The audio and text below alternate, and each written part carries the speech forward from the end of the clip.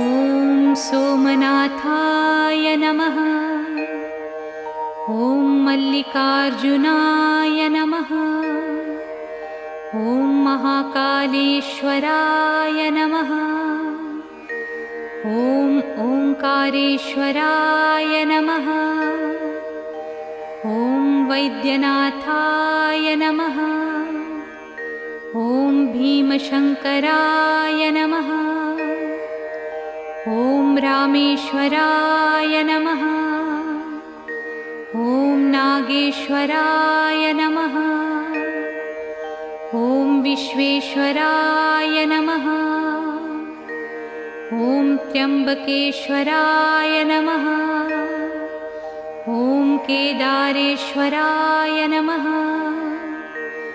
ॐ भुस्मेश्वराय नमः।